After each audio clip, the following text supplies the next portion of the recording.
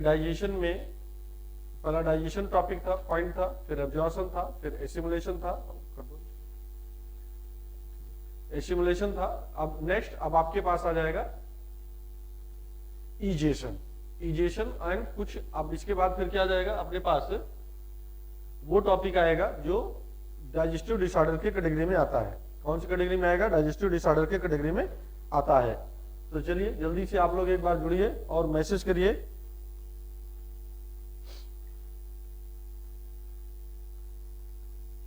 आप सभी लोग जल्दी से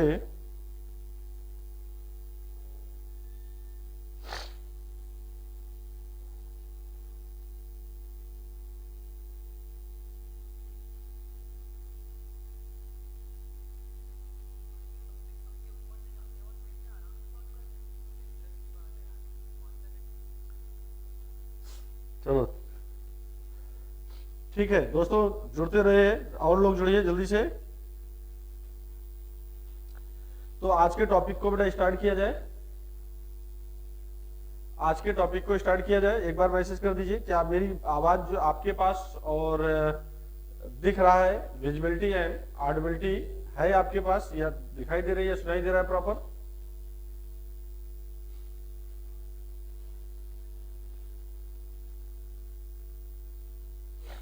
चलो भाई, अगर हम लोग यहां से क्या करेंगे, स्टार्ट करेंगे टॉपिक को।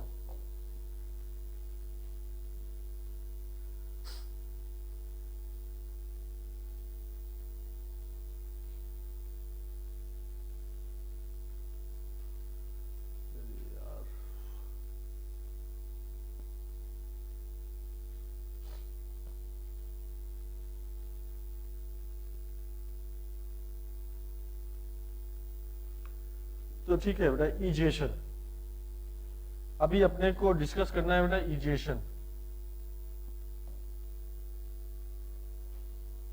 देखिए इजेशन, इजेशन का मतलब होता है कि अपच भोज पदार्थों को बेटा बाहर निकालना। कौन से भोज पदार्थों को? अपच भोज पदार्थों को बाहर निकालना। ये हमारा कहलाएगा क्या? ये हमारा कहलाएगा, बेटा जुड़े हैं तो एक बार मैसेज कर दीजिए जो लोग भी जुड़े हैं। इजेशन का मतलब हो गया कि अपच भोज पदार्थों को रिमूवल करना। तो removal of undigested food material through the anal canal. तो मतलब बेटा ये देखें हमारे पास ये हिस्सा मान लेते हैं बेटा रेक्टम का है, और यहां पर ये एनल चैम्बर हो गया,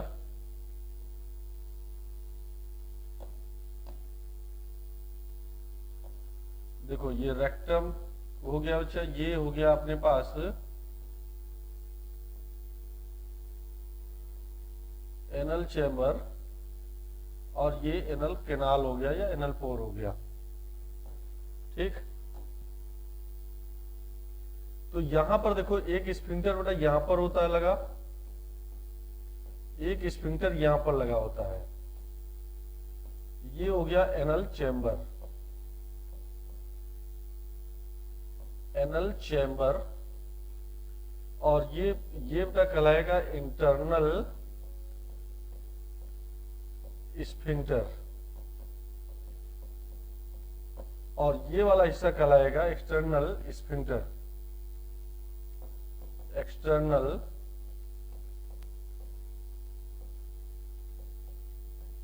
स्फिंक्टर। ये बना होगा स्मूथ मसल्स का, ओ सॉरी, ये बना होगा बेटा स्केलेटल मसल्स का। जल्दी से बच्चा आप लोग जुड़ते जाइए। स्केलेटल मसल्स का है, और ये बना होगा स्मूथ मसल्स का।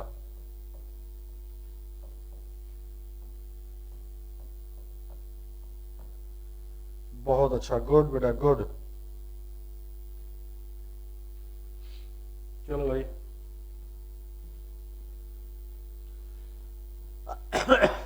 और ये एनल पोर कहलाएगा या एनल ओपनिंग कहलाएगी। ये हिस्सा क्या है बेटा रेक्टम का, रेक्टम के अंदर ही इनिशिएशन ऑफ सॉलिडिफिकेशन ऑफ क्या कहलाएगा, सॉलिडिफिकेशन ऑफ फिशेस या फीकल मैटर। अच्छा, यहीं पर फीकल मैटर का क्या होगा, इनिशिएशन है, मतलब कि सॉलिडिफिकेशन है, सॉलिड यहीं पर बनेगा। और एक चीज और बेटा जरूर याद रख लेना, रेक्टम जो होता है यहाँ पर लीस्ट पेरिस्टालसिस मूवमेंट होगा, लीस्ट पेरिस्टालसिस मूवमेंट होगा। बेटा यहाँ पर मूवमेंट जो होता है पेरिस्टालसिस मूवमेंट बहुत कम होगा। लेकिन अगर ये हम लोग ऐसे बोले कि हमारे पास बेटा जो भी फीकल मैटर है यहाँ पर, यहां से ये बाहर की ओर निकलना, यहां से बेटा इसका क्या होना, बाहर की ओर निकलना,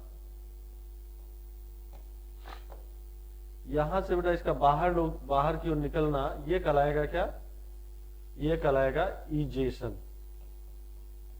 तो इजेशन एक टाइप का बेटा कैसा प्रोसेस है, वॉलेंट्री कि इनवॉलेंट्री, कोई बच्चा मैसेज करेगा, ठीक है कोई बात नहीं, बहुत अच्छा। इजेशन जो होगा ये एक टाइप का वॉलेंट्री प्रोसेस है, वॉलेंट्री प्रोसेस है, और ये न्यूरल रिफ्लेक्स को बेटा शो करेगा, या मास पेरिस्टालसिस होता है। यहां पर जो प्रोसेस होगा वो बेटा कौन सी प्रोसेस होगा, इजेशन एक मास पेरिस्टालसिस है।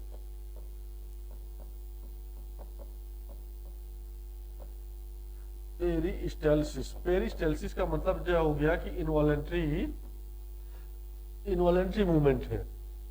कौन सा मूवमेंट है, देखो पेरिस्टालसिस का मतलब कोई बच्चा बताएगा हमें, पेरिस्टालसिस का मतलब होता है कि ये जो हमारी आहार नाल है ना, एलिमेंट्री कैनाल है, इसमें कंट्रैक्शन और रिलैक्सेशन होगा, मतलब कि इनवॉलेंट्री ढंग से इनमें कंट्रैक्शन रिलैक्सेशन, तभी तो फूड यहां से कहां तक जाएगा, एनस तक जाएगा। माउथ से लेकर के फूड कहां जाएगा, एनस तक जाएगा। क्यों जाएगा बेटा, क्लियर हो चुके हैं, क्योंकि उसमें कौन सी चीजें पाई जाएगी, पेरिस्टालसिस मूवमेंट पाई जाएगा। जैसे स्टमक के रीजन में तो उसको चर्निंग बोलते हैं, चर्निंग मूवमेंट। तो बेटा स्टमक से कहां जाएगा, स्टमक से जाएगा स्मॉल इंटेस्टाइन में जाएगा। जैसे जैसे ये यहां से यहां तक नीचे की ओर जाता है, मतलब एलिमेंट्री कैनाल में जब जैसे जैसे ऊपर से नीचे की ओर पेरिस्टालसिस मूवमेंट कमजोर होता चला जाता है। इसीलिए बेटा बहुत से लोगों में आपने ये देखा होगा कि जिसमें पेरिस्टालसिस मूवमेंट बहुत कमजोर होता है, उनमें क्या होता है, उनमें कॉन्स्टिपेशन की समस्या होती है, कब्ज की समस्या होती है। कौन सी समस्या होती है, कब्ज की समस्या बनी ही रहती है। राइट बेटा, चलो तो ये हो गया इजेशन, ये हमारे पास क्या हो गया, इजेशन। किसी बच्चे को कोई प्रॉब्लम है तो बताते हैं, जल्दी से मैसेज एक बार कर दे प्लीज बेटा, कोई मैसेज कर दो, हाय हेलो कुछ भी कर दो जो लोग जुड़े हों। चलो अब अपने पास आता है यहां से कुछ कैलोरीफिक वैल्यू, मैं बेटा आपको समझाने जा रहा हूं। कैलोरीफिक वैल्यू का मतलब होता है कि जो भी हम फूड खाएंगे उनसे हमें कितनी एनर्जी प्राप्त होगी, जो भी हम फूड खाएंगे उनसे हमें कितनी एनर्जी प्राप्त होगी, इसको बेटा हम कहते हैं कैलोरीफिक वैल्यू। फिर डाइजेस्टिव डिसऑर्डर की बात करेंगे। तो चलिए भैया अब नेक्स्ट स्लाइड पर हम लोग चलते हैं, कैलोरीफिक वैल्यू।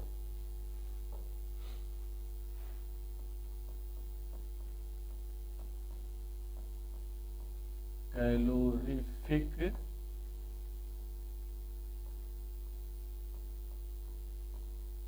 वैल्यू,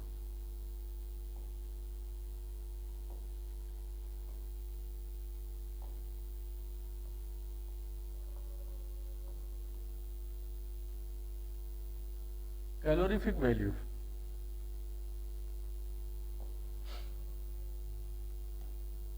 जो कैलोरीफिक वैल्यू होगी ना, कैलोरीफिक का मतलब होता है बेटा एनर्जी कितनी रिलीज होगी। जैसे हमारे पास 3 सब्सटेंस है मेनली जो एनर्जी देते हैं, 3 फूड हैं जो एनर्जी देते हैं। कौन कौन बता दो सर, कार्बोहाइड्रेट, प्रोटीन, फैट। अब बेटे इनके कंबस्जन से या हम लोग ऐसे कर सकते हैं कि इनके दहन से या इनके ऑक्सीडेशन से अगर इसको हम 1 ग्राम, इनको बेटा अगर हम 1 ग्राम बर्न करें, जलाएं, या 1 ग्राम घी से, 1 ग्राम चीनी से, 1 ग्राम दाल से, मतलब कि प्रोटीन, कार्बोहाइड्रेट एंड फैट से कितनी एनर्जी मिलती है हमें, वो कहलाएगा कैलोरीफिक वैल्यू। कैलोरीफिक वैल्यू का मतलब क्या होता है बेटा, एनर्जी कितनी मिलेगी। तो अब देखो यहां पर दो टाइप की कैलोरीफिक वैल्यू होगी। एक होती है बच्चा, ये कैलोरी मतलब होता है एनर्जी, कैलोरी मीन्स क्या होता है, एनर्जी। यहां पर देखो एक होता है ग्रास कैलोरीफिक वैल्यू और दूसरा होता है फिजियोलॉजिकल कैलोरीफिक वैल्यू। बेटा दो टाइप की वैल्यू है, grass calorific value and physiological calorific value. क्या बेटा किसी बच्चे को पता है कि ग्रास कैलोरीफिक वैल्यू क्या होती है, फिजियोलॉजिकल कैलोरीफिक वैल्यू क्या होती है? ठीक है, जैसे अगर हम लोग ये देखें, ग्रास का मतलब होता है टोटल, ग्रास का मतलब होता है टोटल। मान लीजिए अगर हम लोग कोई एक नई बाइक खरीदे, बेटा नई बाइक को जब हम उसका एवरेज चेक करने जाते हैं, मतलब 1 लीटर में वो कितनी दूरी चलेगी, तो हम कैसे मेजर करते हैं? बेटा हम एक स्टैंड रहता है, स्टैंड पे बाइक को खड़ी कर देते हैं, फिर उसको चला देते हैं। 1 लीटर पेट्रोल में पता चला कि 105 का एवरेज दे रही है, 1 लीटर में 105 किलोमीटर हो जा रही है। लेकिन अगर वही उसी बाइक को हम रोड पे चला दें, उसी बाइक को हम रोड पर चला दें तो क्या होगा? तो सीधी सी बात है बेटा, अगर हम बाइक रोड पे चलाएंगे तो ग्रेविटी और फ्रिक्शन दोनों का इफेक्ट पड़ेगा, मतलब कि गुरुत्वाकर्षण का और घर्षण का दोनों का प्रभाव पड़ेगा, जिसके कारण जो एवरेज 105 दे रही थी अब वो कम हो जाएगी। यही कारण बेटा आपको समझना है। जैसे अगर हम 1 ग्राम कार्बोहाइड्रेट को, प्रोटीन को या फैट को बॉडी से बाहर किसी आइडियल कंडीशन में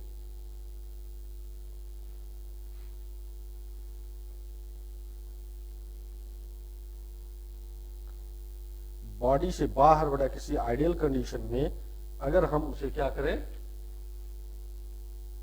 क्या हो जाता है यार बेटा,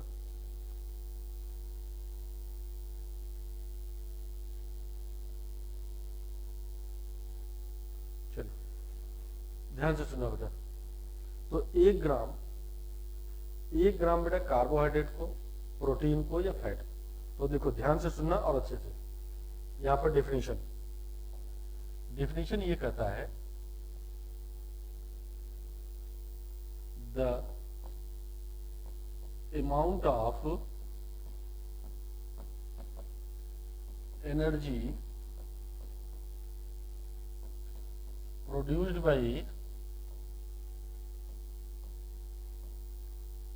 1 gram produced by the combustion का मतलब होता है दहन, जलाना। Combustion of 1 gram of carbohydrate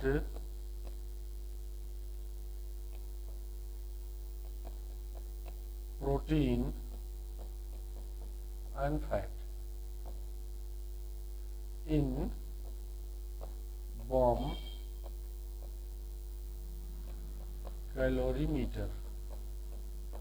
अगर किसी आइडियल कंडीशन में, अगर बेटा किसी आइडियल कंडीशन में हम 1 ग्राम कार्बोहाइड्रेट, प्रोटीन या फैट को जलाते हैं तो हमें जितनी एनर्जी प्राप्त होगी वही हमारा ग्रास कैलोरीफिक वैल्यू होगी, वही हमारी ग्रास कैलोरीफिक वैल्यू होगी।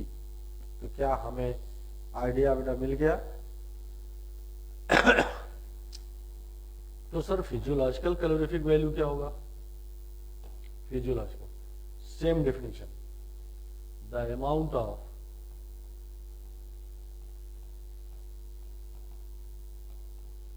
Energy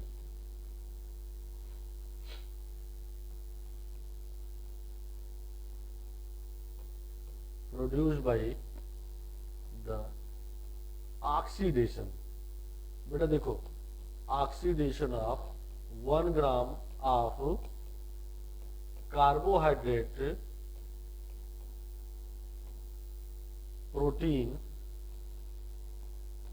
and fat in human body. तो क्या क्या बेटा समझ में आया? क्या क्या समझ में आया? देखो यहां पर और यहां पर डिफरेंस क्या है भाई? बेटा यहां पर एक वर्ड है ऑक्सीडेशन, यहां पर वर्ड है कंबर्जन, यहां पर वर्ड है कंबर्जन, इस जगह बेटा ऑक्सीडेशन। यहां क्या है? ह्यूमन बॉडी, यहां क्या है? Ideal condition, calorimeter. तो अगर हम बॉडी के अंदर, ठीक है, अगर हम बेटा बॉडी के अंदर कैलोरी को मेजर करते हैं तो क्या होगा? अगर हम बॉडी से बाहर मेजर करते हैं तो क्या होगा? क्लियर है ये? चलो भाई,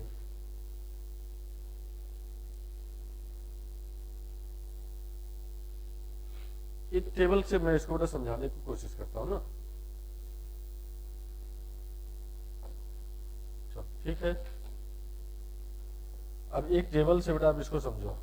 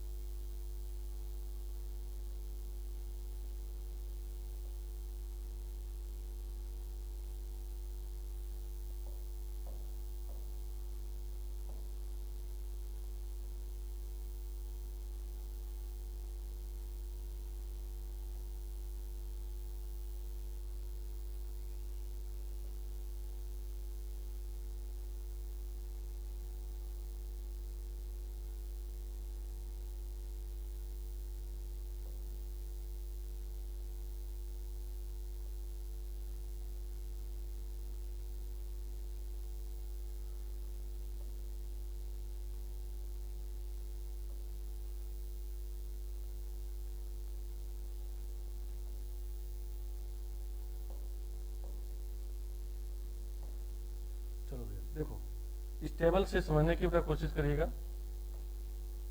यहां पर हम लोग लिखेंगे माइक्रो न्यूट्रिएंट, जिस भी माइक्रो न्यूट्रिएंट को लेंगे, यहां बेटा लिखेंगे क्रॉस कैलोरीफिक वैल्यू, यहां लिखेंगे फिजियोलॉजिकल कैलोरीफिक वैल्यू, ठीक है ना। और ये किलो कैलोरी पर ग्राम में बेटा मेजर करेंगे हम इसको, जब भी मेजर करेंगे किलो कैलोरी पर ग्राम बेटा मेजर करेंगे, किलो कैलोरी पर ग्राम में आप मेजर करेंगे। तो देखो ध्यान से भैया, यहां आएगा कि आपके पास कार्बोहाइड्रेट होगा, कार्बोहाइड्रेट्स, सर यहां पर प्रोटीन, फिर यहां पर फैट। अब जो कैलोरीफिक वैल्यू है कार्बोहाइड्रेट्स है, कार्बोहाइड्रेट बेटा ग्रास कैलोरीफिक वैल्यू कितना लगभग देता है? 1.4 बेटा ये देखा, लेकिन यही फिजियोलॉजिकल वैल्यू कितनी हो जाएगी? 4.0 हो जाएगा, राइट बेटा। दूसरा देखो प्रोटीन 5.65 होगा, कितनी वैल्यू होगी बेटा? 5.65 होगा। यहां क्या हो जाएगा? 4.0 किलो कैलोरी एनर्जी। यहां पर क्या होगा भाई? 9 पॉइंट बेटा क्या हो जाएगा? 45, 9.45 किलो कैलोरी एनर्जी। यहाँ 0.9.0 हो जाएगा, 9.0। तो क्या, अब मुझे आप एक चीज बताइए बेटा कि 1 ग्राम, क्या ये टेबल आपको समझ में आ चुकी है? क्या ये टेबल समझ में आ चुकी है? तो जब भी हमें कार्बोहाइड्रेट बेटा बर्न होगा, तो अगर आइडियल कंडीशन में बर्न हुआ, आइडियल कंडीशन का मतलब है कि अगर वो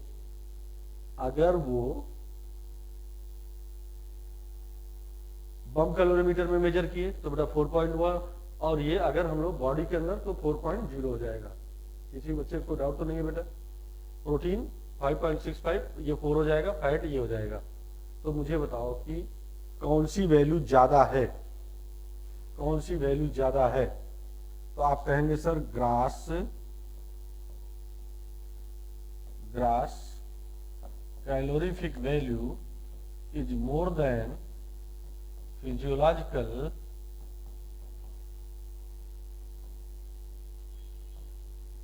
कैलोरीफिक वैल्यू। तो क्या बेटा ये हमें पॉइंट समझ में आ चुका है? क्या ये अपन को बात ये समझ में आ चुकी है? तो ग्रास कैलोरीफिक वैल्यू हमेशा बेटा फिजियोलॉजिकल कैलोरीफिक वैल्यू से ज्यादा होगा। ग्रास कैलोरीफिक वैल्यू हमेशा फिजियोलॉजिकल कैलोरीफिक वैल्यू से ज्यादा होगा। ये हर जगह क्वेश्चन पूछे जाते हैं। अगर मान लो कि अब हमें कुछ बेटा डाइटरी डिसऑर्डर को समझ में आना है। कौन से डिसऑर्डर को? किसी बच्चे को कोई डाउट होगा तो बेटा पूछ लीजिएगा हमसे, ठीक? अगर हम लोग ये देखें, हमारे पास बेटा एक बात है, क्या हो गया? PEM, जिसको हम लोग कहेंगे प्रोटीन एनर्जी माल न्यूट्रिशन। तो बेटा अब हम लोग डिसऑर्डर को समझने चल रहे हैं। कौन से पार्ट को? डिसऑर्डर को। तो मैं इसको हटा दूं, मैं इसको हटा देता हूं, ठीक? अब आता है अपने पास बेटा PEM। PEM क्या होता है? तो आप कहेंगे sir protein energy mall nutrition.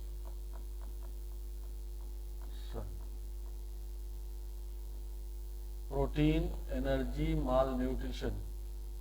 बेटा माल न्यूट्रिशन का मतलब यहां पर क्या है? माल न्यूट्रिशन का मतलब होता है कमी, और ओवर न्यूट्रिशन का मतलब होता है अधिकता। तो यहां पर प्रोटीन और एनर्जी की कमी होगी। अगर बेटा प्रोटीन और एनर्जी की कमी है, प्रोटीन और एनर्जी की कमी है, तो यहां पर 2 डिसऑर्डर आपके काम में पढ़ने हैं। एक पढ़ना है बेटा क्या? मेरेस्मस, और दूसरा क्वाशरकोर।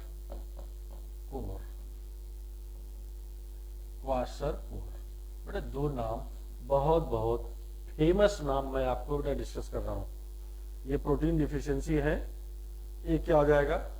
एक हो जाएगा मेरेस्मस, दूसरा हो जाएगा क्वाशरकोर, ठीक है? क्वाशरकोर और बेटा दूसरा क्या हो जाएगा?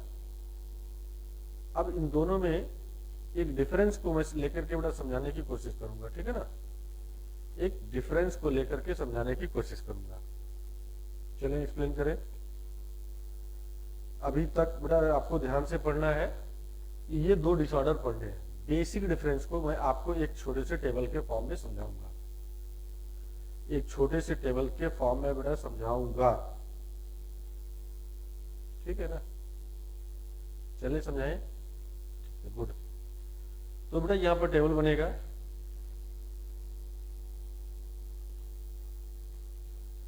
मैं इसको इधर खिसका देता हूं। अब आपके पास है टेबल।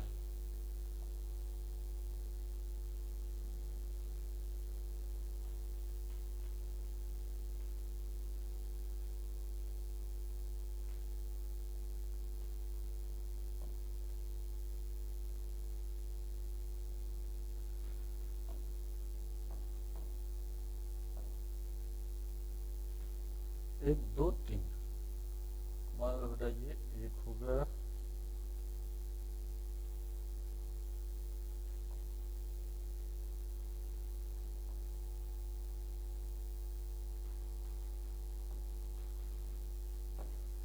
दूसरा और तीसरा, मतलब बेटा एक हो चुका है, एक और दो, आप समझ रहे हो बेटा, एक और एक दो यहाँ पर। तो ऐसे डिस्कस कर लिया जाए आपसे।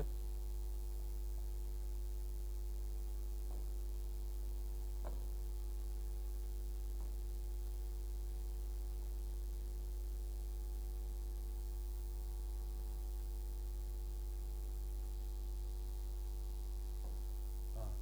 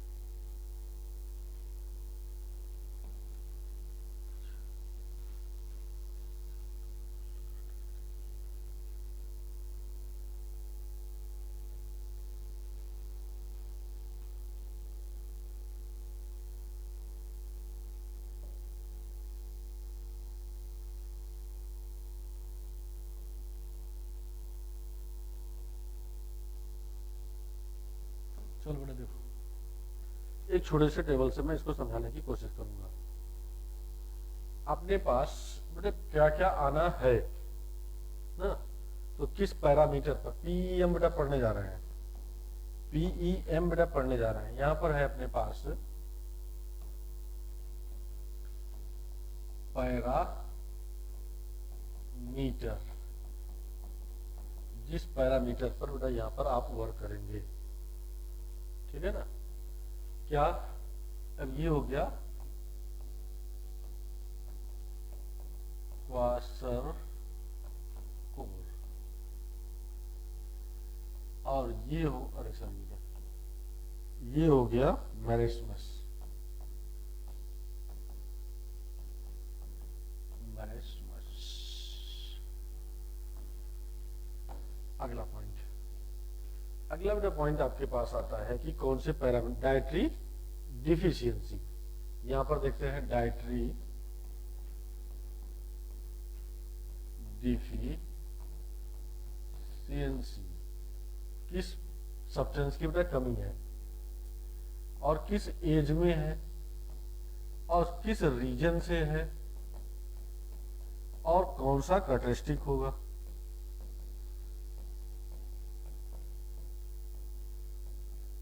कौन सा कैरेक्टरिस्टिक बेटा होगा।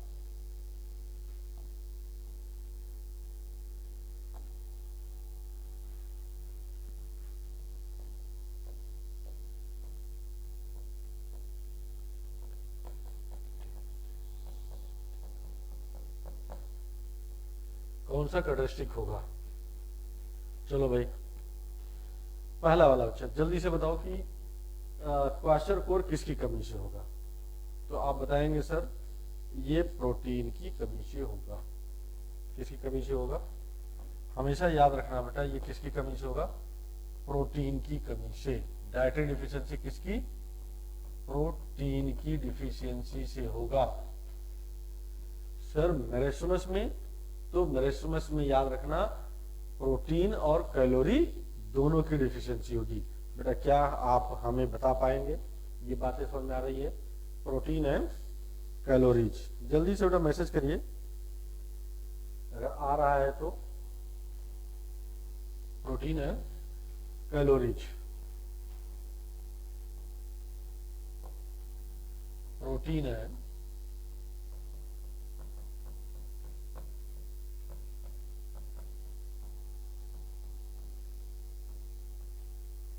Protein and calories. बेटा अब ये प्रोटीन और कैलोरीज हो गया, किस एज में ये होगा, क्वाशर कोर बेटा कब होगा। तो आप कहेंगे sir child more than 1 year. अगर बेटा ऐसा बच्चा जो 1 साल से ज्यादा है, तो देखो ये बच्चों में होगी, मोर देन बेटा 1 ईयर, चाइल्ड, ऐसा बच्चा जिसकी एज क्या है 1 साल से ज्यादा है। इसमें क्या हो जाएगा लेस देन 1 ईयर चाइल्ड, ऐसा बच्चा जिसमें 1 साल से कम की। चलो बेटा जल्दी जुड़ के बताओ मुझे। ठीक है, अब क्या एज हो गया, तो आप ऐसे बोल सकते हैं कि सर ये इन्फेंट है, चाइल्ड तो नहीं कहेंगे बेटा, इन्फेंट कहेंगे, राइट। तो यहां पर चाइल्ड वर्ड हटा करके इन्फेंट लिख दे रहे हैं। इन्फेंट, इन्फेंट का मतलब होता है छोटा बच्चा। अब क्या मुझे बेटा बताएंगे किस रीजन से होगा ये, या आप जल्दी से मुझे बताएं बेटा किस रीजन से होगा।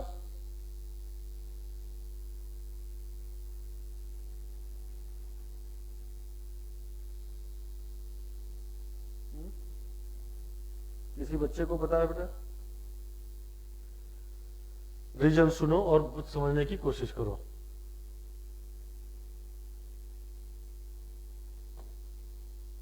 रीजन बेटा ध्यान से सुनो।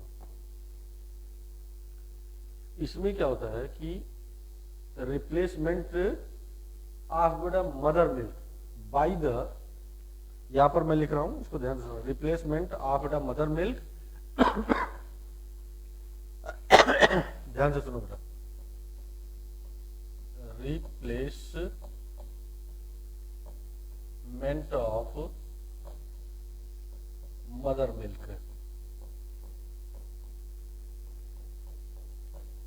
By high calorie and low protein. बेटा ये जबरदस्त पॉइंट है, ये आप इतना श्योर हो जाओ कि ऐसा ही क्वेश्चन आपके यहां पूछा जाने वाला है। हाई कैलोरी लो प्रोटीन, अगर मदर मिल्क को रिप्लेस कर दिया जाए किसके द्वारा, हाई कैलोरी और लो प्रोटीन से, तो समझो ये डिजीज हो जाएगा, ये बच्चों में ये करेक्टर दिखाई देगा। तो replacement of the mother milk by बेटा क्या, अर्ली स्टेज। अर्ली स्टेज मतलब क्या होता है, कुछ मदर ऐसी होती हैं, कुछ माताएं बहनें ऐसी होती हैं जो बेटा मदर मिल्क को too early by the other food. तो replacement of mother milk by mother milk too early stage, early by the other food. तो बेटा ये इसको हम लोग लिख लेते हैं, replacement of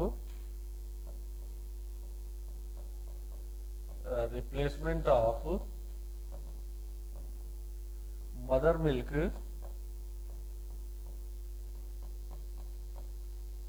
to early by other food.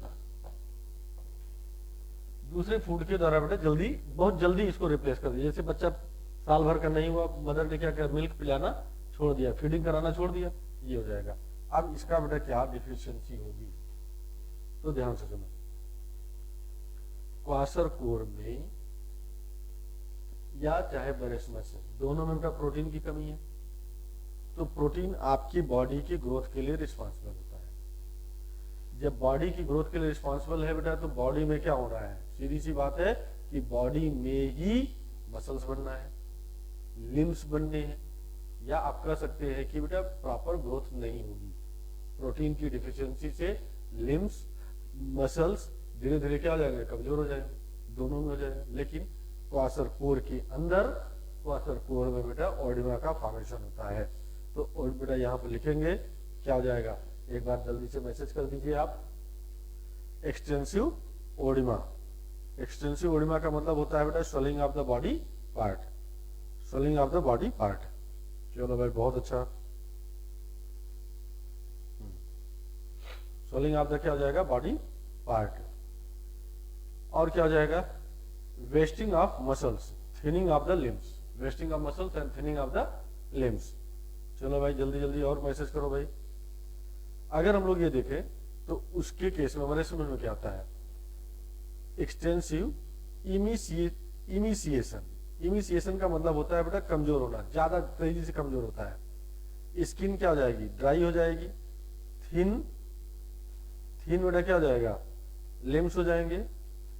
और हम लोग कह सकेंगे कि thinning of the limbs, thin and बेटा रिंकल। तो चलो मैं इसको आगे लिखूं, आगे मैं बेटा लिखा हूं, इसको ध्यान देना। इसका कैरेक्टरिस्टिक क्या होना है, पहला पॉइंट। इसकी कैरेक्टरिस्टिक में पहला पॉइंट बेटा आता है कि एक्सटेंसिव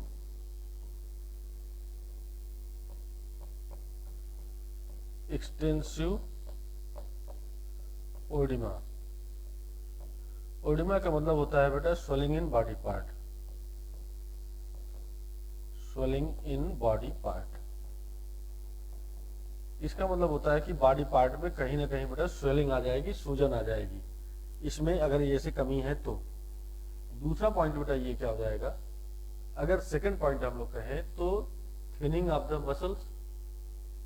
क्या हो जाएगा, थिनिंग ऑफ द मसल्स। मतलब बेटा आप ऐसे कर सकते हैं कि wasting of muscles and thinning of limbs. तो wasting of the muscles, wasting of the muscles and thinning of limbs, thinning of limbs, wasting of muscles and thinning of the limbs। ये क्या कहलाएगा हमारा क्वासर कोर का बेटा, ये characteristic point हो गया। चलो भाई, इधर की ओर क्या फीचर है, इधर की ओर क्या हो जाएगा, एक्सटेंसिव या एक्सेस इमिशिएशन। इमिशिएशन का मतलब होता है बेटा अति कमजोर या छीण, कमजोर या बेटा छीड़ होता है, ठीक है। एक्सेसिव एमिसिएशन, एक्सेसिव एमिसिएशन या बेटा extensive emaciation of the body, emaciation of body. अब अगर ऐसा कुछ है तो स्किन बेटा कैसे हो जाएगी, स्किन ड्राई हो जाएगी, रिंकल्ड हो जाएगी, स्किन ड्राई हो जाएगी, स्किन बेटा ड्राई हो जाएगी और क्या हो जाएगी, रिंकल्ड हो जाएगी। And thinning of limbs. Overall बेटा बॉडी ग्रोथ रुक जाएगी, ओवरऑल बॉडी ग्रोथ कमजोर पड़ जाएगी। क्या ये टेबल आपको बेटा हेल्प करेगा, क्या ये टेबल आपको समझ में आ चुका है? एक बार जल्दी से बेटा मैसेज करते हैं सारे बच्चे, जितने लोग बेटा जुड़े हैं एक बार मैसेज कर दें। चलो ठीक है, कोई बात नहीं। तो ये आप इसको पढ़ लीजिएगा।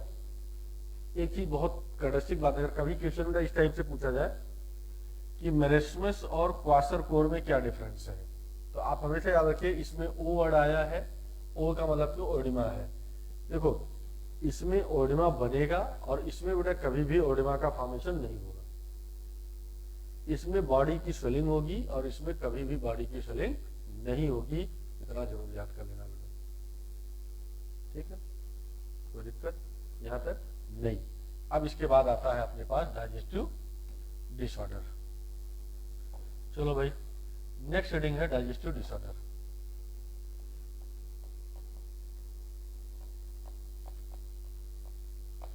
डाइजेस्टिव डिसऑर्डर,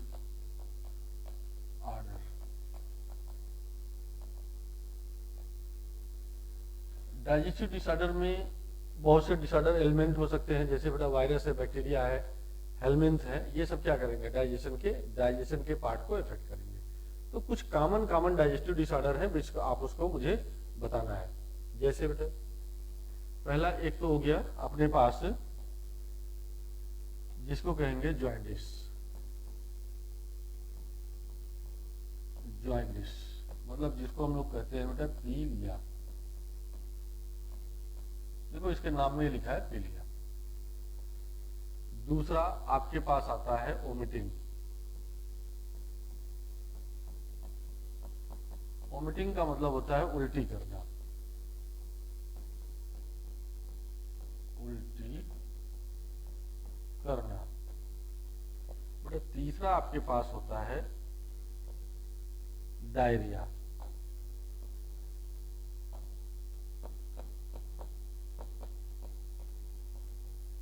डायरिया को शायद अतिसार बेटा बोलते हैं, डिसेंट्री को बोलते हैं डायरिया। डायरिया के बाद आता है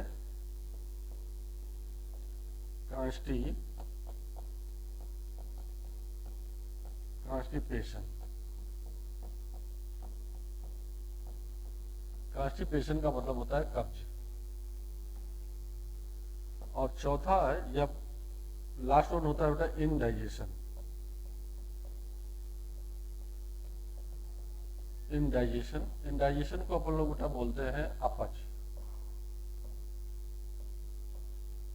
इनडाइजेशन को क्या बोलते हैं? अपच।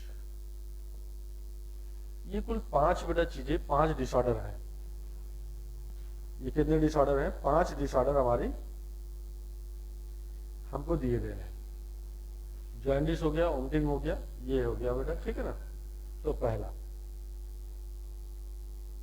क्या हमें बेटा ये जॉइंडिस पता है पीलिया में क्या होता है? क्या होता है? इसमें बेटा अफेक्टेड ऑर्गन लीवर होता है। इसमें डिपोजिशन ऑफ या डिपॉजिट द बिलीरुबिन, बिलीवर्डिन, जिसको हम लोग कहते हैं बाइल पिगमेंट का एक्युमुलेशन होगा बिलो द बेटा skin and eyes. Like skin और आंख का कलर ये बेटा पीला पड़ जाएगा। तो आपके किताबों में बेटा ऐसा लिखा जाता है, liver is affected, skin and eyes turn yellow, skin and eyes turn yellow due to deposit of the bile pigment. तो इसमें वोमिटिंग में, चलो मैं बेटा वोमिटिंग में थोड़ा सा लिख दे रहा हूं।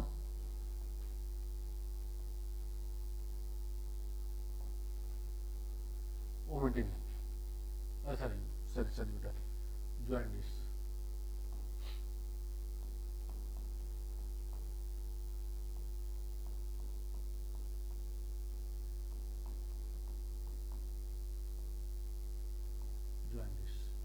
जॉइंडिस में क्या होगा? Affected organ.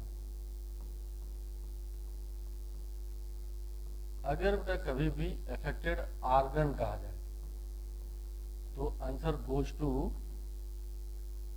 Liver. Affected organ, answer बेटा goes to liver, right.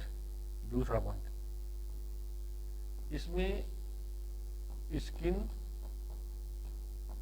And eyes turn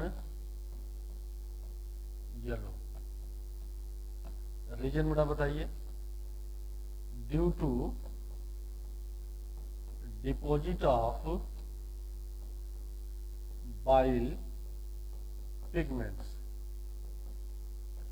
bile pigments का मतलब हो गया बिलीरुबिन एंड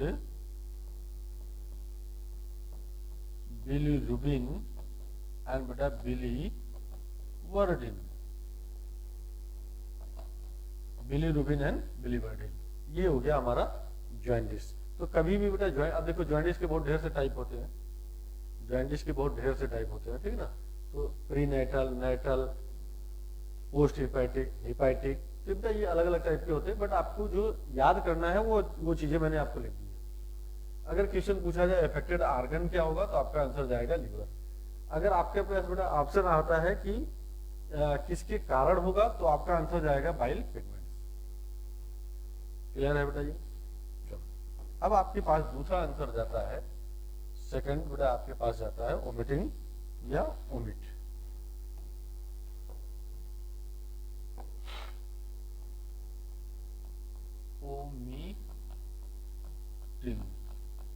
वोमिटिंग का मतलब होता है उल्टी करना। जब आप बेटा उल्टी करेंगे तो कैसे उल्टी करेंगे? इसका मतलब होता है कि हमारे पास जो स्टमक के कंटेंट है, जो हमारे पेट में बेटे कंटेंट है, कंटेंट मतलब खाना है या फूड है, इसका इजेक्शन होगा through the mouth.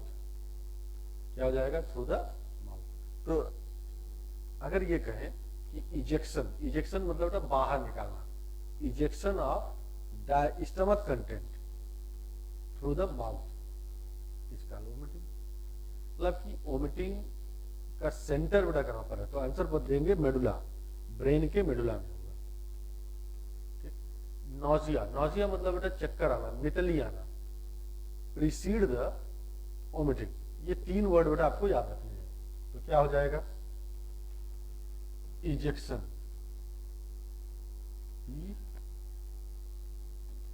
Ejection,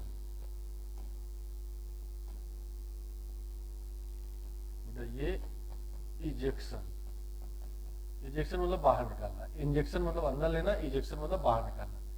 ejection of stomach content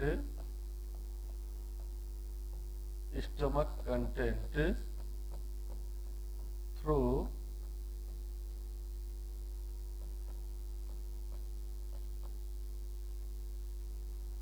ejection of stomach content through the mouth, mouth से बाहर। अगर कहा जाए कि वोमिटिंग क्या करेगा, इसका सेंटर कहां पर है, वोमिटिंग सेंटर अगर बेटा कभी पूछा जाए तो आप आंसर गोज टू मेडुला। ये ब्रेन का वो हिस्सा है जहां पर मेडुला का पार्ट है, मेडुला में वोमिटिंग सेंटर होगा।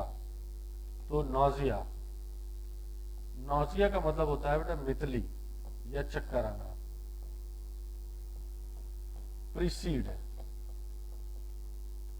precedes the vomiting, जो वोमिटिंग को प्रमोट करेगा या प्रीसीड करेगा। कोई दिक्कत बेटा यहां तक? ये क्या आ गया भाई, अपने आप आ गया क्या? ये प्रीसीड करेगा, राइट बेटा। डाइजेस्टिव डिसऑर्डर में मैंने 2 डाइजेस्टिव डिसऑर्डर पढ़ा दिए। किसी बच्चे को कोई डाउट हो तो मैसेज कर दें जल्दी से। FN अंसारी, हेलो बेटा, कैसे हैं आप? चलिए आप जल्दी से बताइए, 2 ये समझ में आ गया।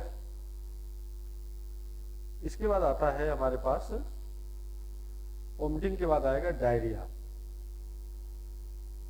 इसमें क्या होता है बेटा, एबनॉर्मल फ्रीक्वेंसी ऑफ बोल मूवमेंट या बाउल मूवमेंट। बाउल मूवमेंट का मतलब था मल त्यागना। And increase the liquidity of faecal discharge, increase the liquidity of the fecal discharge is known as diarrhea. It reduce the absorption of food. तो बेटा diarrhoea, तो चलो मैं डायरिया को समझाने चल रहा हूं ना। डायरिया, इसको हटाएं बेटा।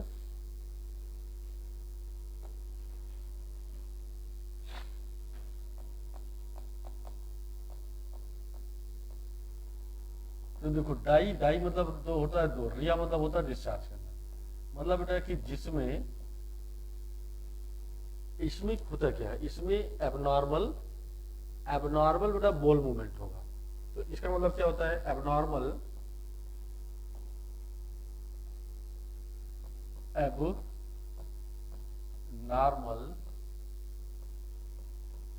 Ball movement. बॉल मूवमेंट का मतलब बेटा होता है मल त्यागना,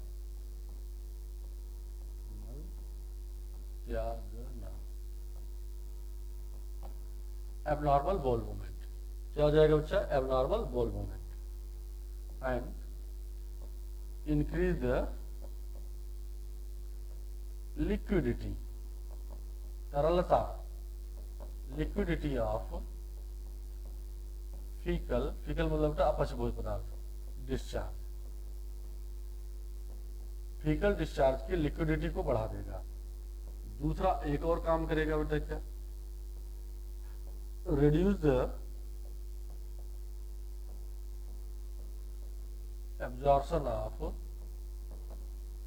food, फूड के एब्जॉर्प्शन को कम कर देगा। मतलब खाना सही से बेटा एब्जॉर्ब नहीं हुआ, जो पेरिशेबल फूड होते हैं बेटा वो एब्जॉर्ब नहीं होते हैं, इसलिए इसको बोलते हैं डायरिया। तो डायरिया में क्या होगा, एबनॉर्मल बॉल मूवमेंट होगा।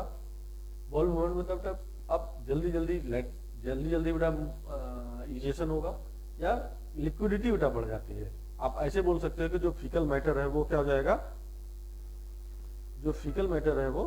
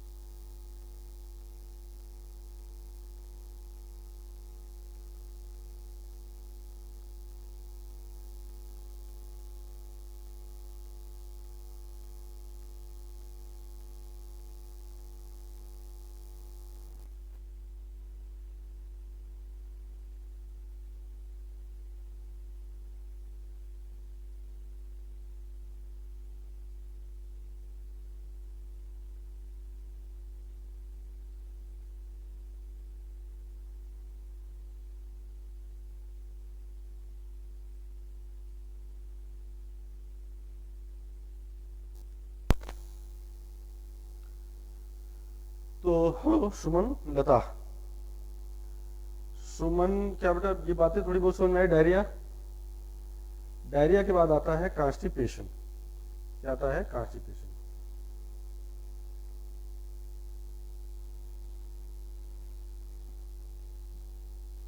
सुमन हेलो बेटा।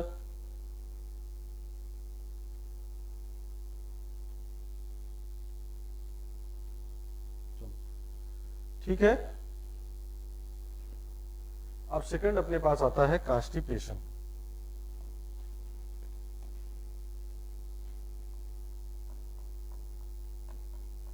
कॉन्स्टिपेशन,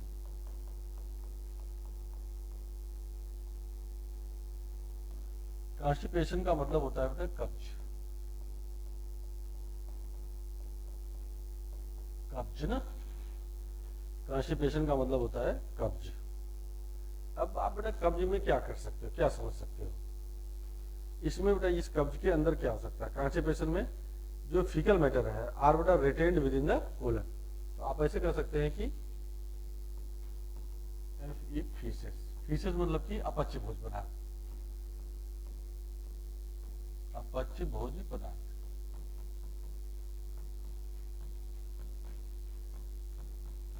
रिटेन, रिटेन इन कोलन या विद इन कोलन। ठीक है, कोलन में बेटा ये बना रहता है, एक चीज हो गया। और इसमें भी जो बॉल मूवमेंट होगा इरेगुलर होगा। इसमें भी बेटा जो बॉल मूवमेंट होगा वो इरेगुलर होगा। जो बॉल मूवमेंट होगा वो कैसा होगा? इरेगुलर होगा। ठीक है ना। कॉन्स्टिपेशन मतलब कब्ज हो गया। कब्ज में बेटा क्या क्या प्रॉब्लम होते हैं मैंने आपको बता दिया पहले से ही। कब्ज में हमने प्रॉब्लम आपको पहले ही बता दिया। इसके बाद आता है इनडाइजेशन। लास्ट वन है बेटा यहाँ पर आज के टॉपिक का, इनडाइजेशन।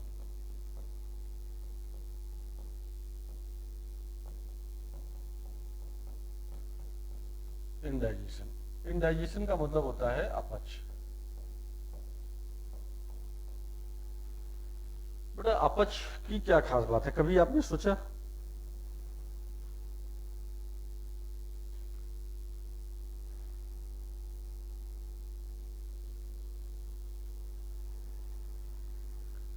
निकिता, बहुत अच्छा निकिता जी। चलिए अब आप मुझे बताइए कि इनडाइजेशन में क्या होगा? Food is not properly digested leading to feeling of fullness. मतलब कि अब ऐसा हम लोग कर सकते हैं, क्या होना चाहिए कि food is not properly digested. जब बेटा फूड प्रॉपरली डाइजेशन नहीं होगा, फूड का प्रॉपर डाइजेशन नहीं होगा, फीलिंग ऑफ फुलनेस होगा, मतलब पेट भरा भरा महसूस होगा। पेट क्या होगा? भरा भरा महसूस होगा। ऐसा क्यों होता है? इसका क्या कारण हो सकता है?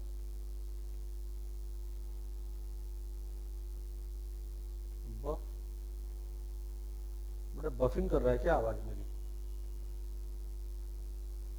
ऐसा हो रहा है क्या? बहुत अच्छा। Food are not properly digestion, feeling of fullness. इसमें क्या होगा? फीलिंग ऑफ फुलनेस होगा। अब इसका कारण क्या हो सकता है भाई? निकिता, बहुत अच्छा बेटा। इसका आंसर आप बता दो कि क्या कारण हो सकता है। सर जितना हम खाना खा रहे हैं उसके अकॉर्डिंग उतना एंजाइम सिक्रीट नहीं हो पा रहा है। अब हम खाना ज्यादा खा रहे हैं या कम ही खा रहे हैं, तो जितना, मान लीजिए कि आज हमने बेटा 2 रोटी खाया और कल हमने अच्छा हमको खाना मिला, आपने 4 रोटी खा लिया, तो एंजाइम कितना सिक्रीट होना था? 2 के एवरेज में। आपने खाना कितना खाया? 4 रोटी, तो एंजाइम क्या हो गया? कम हो गया। तो इसको कहते हैं इनएडिक्वेट। इनएडिक्वेट मतलब इनसफिशिएंट, अपर्याप्त सिक्रीशन ऑफ एंजाइम। दूसरा बेटा और क्या हो सकता है? सिक्रीशन ऑफ एंजाइम्स हो सकता है। दूसरा और क्या हो सकता है बेटा, जल्दी से आप मुझे बताएं। अरे वाह बेटा, बहुत अच्छा। एंजाइटी हो सकता है। और क्या हो सकता है?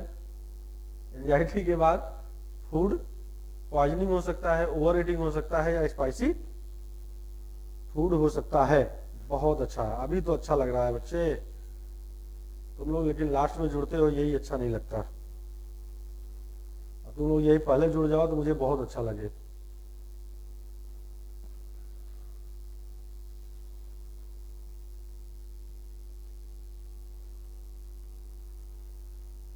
अगर बेटा यही आप लोग पहले जुड़ जाए तो और अच्छा लगे। देखिए क्या था भाई, इंडाइजेशन का मतलब हो गया कि जो फूड होगा, तो बेटा देखो फूड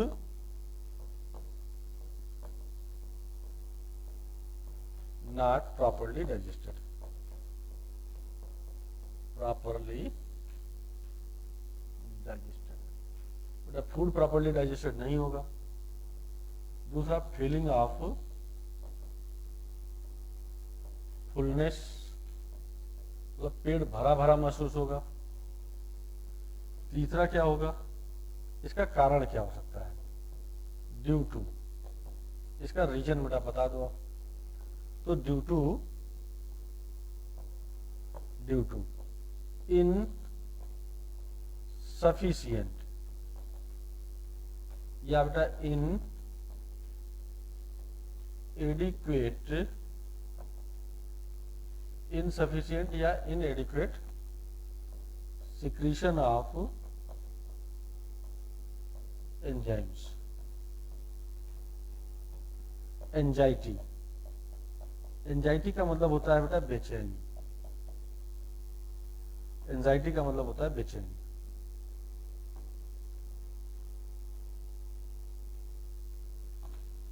एंजाइटी का मतलब होता है बेचैनी। एंजाइटी हो गया, फूड पॉइजनिंग हो गया,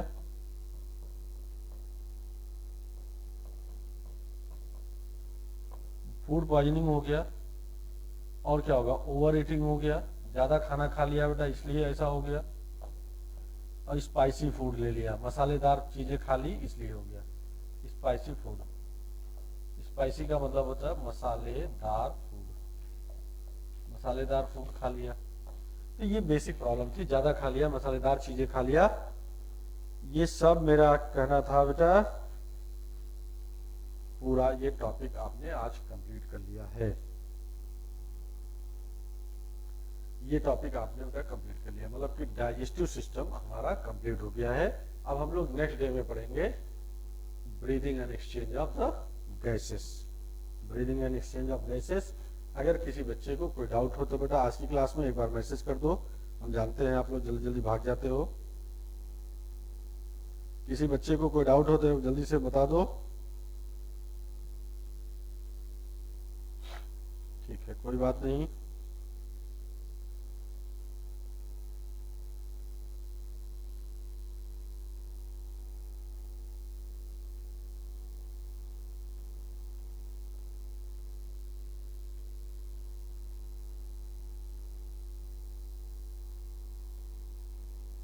किसी बच्चे को कोई डाउट हो तो जल्दी से एक बार मैसेज कर दीजिए।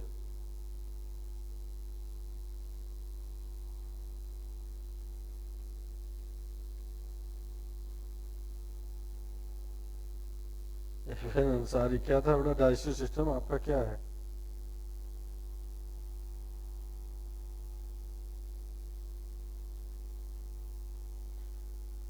डाइजेस्टिव सिस्टम अगर आपका वीक है तो एक्सरसाइज करिए, एकदम मजबूत हो जाएगा, गट आपका बेटा स्ट्रांग हो जाएगा।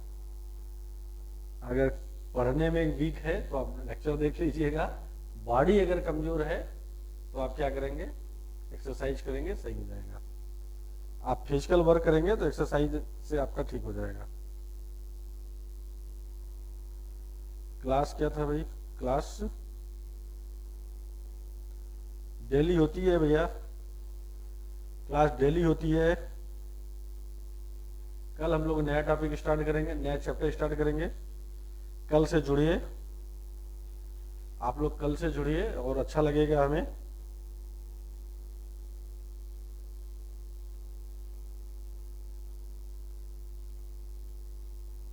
चलिए ठीक है, फिर आज की क्लास को यहीं पर एंड करते हैं। आप सबसे विदा लेते हुए, कल हम लोग की मुलाकात होगी। जय हिंद, गुड नाइट सभी बच्चे को, दिल से आभार आप लोग जुड़ने के लिए, थैंक यू वेरी मच, और सपोर्ट करने के लिए, थैंक यू वेरी मच।